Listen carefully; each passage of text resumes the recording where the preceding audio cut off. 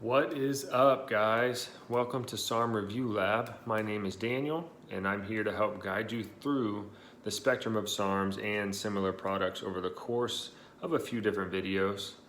Today we will be covering a good chunk of information, so we will start with some of the basics. So SARMs have blown up in popularity over the last few years. There's still a lot of people that don't understand what they exactly are and what they can do. So maybe you know someone that uses them now and you would like to learn more about them. Maybe you've read an article and just kind of here to learn just a little bit more. There are many misconceptions when it comes to SARMs, and so it's hard to tell what's true, what's not true based on what you read on the internet. But it's often a topic of discussion whether a SARM works or not, if they have side effects and what those side effects are.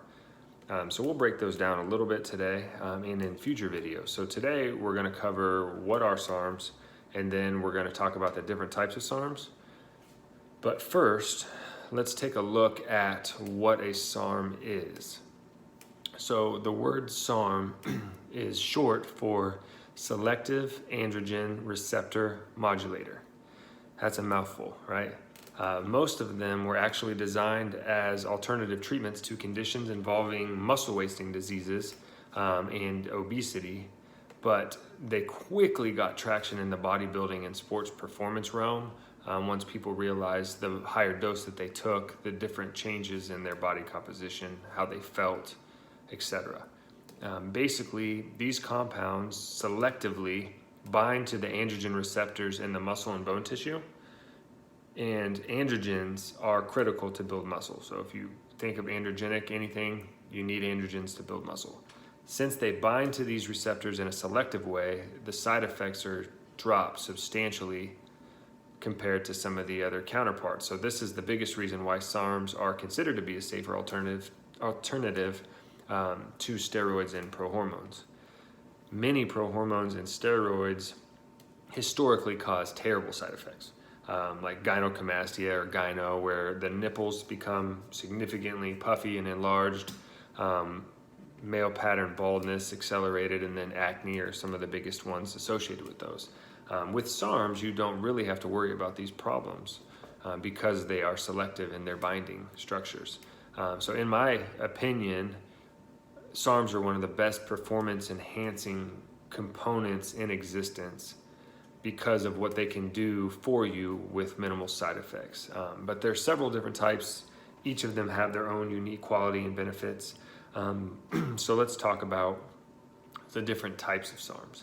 I guess before I really get into the meat of the SARM types, then let's shed some light on a few of the compounds that get categorized as SARMs. Absolutely are not SARMs. MK677 or ibutamorin, GW501516 is cardarine, and then SR9009 stenobolic are not SARMs. MK677 is actually Nutrabol, and it is a growth hormone secretagogue. It increases IGF-1 and growth hormone levels, and it's great for improving your skin, your nails, your hair, your joints, and it helps with recovery. And since it is the only one that works through the growth hormone channels, it is stackable with virtually any other of the SARM compounds. So you can add that into just about anything else that you're taking.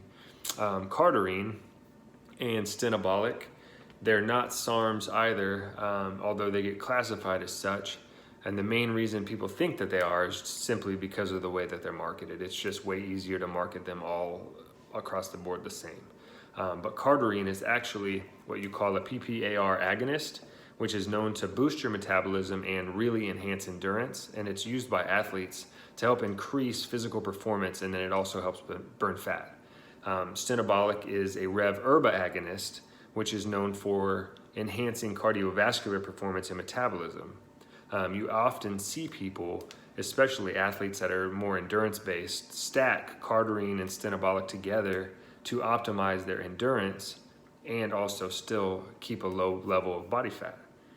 So let's talk the main SARMs that are out there, and we won't dive into detail today. That'll be in the future videos here, but the main SARMs that are out there, MK2866 is known as Ostrin, Rad140 or Tessalone, LGD 4033, Ligandrol, YK11, S4, and S23.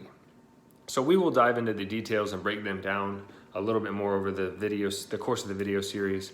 So make sure you stay tuned for future episodes. Make sure to click subscribe on this channel so you can stay up to date and see when we launch new videos. And also, if you found this video helpful at all, please feel free to share it with your friends on social media.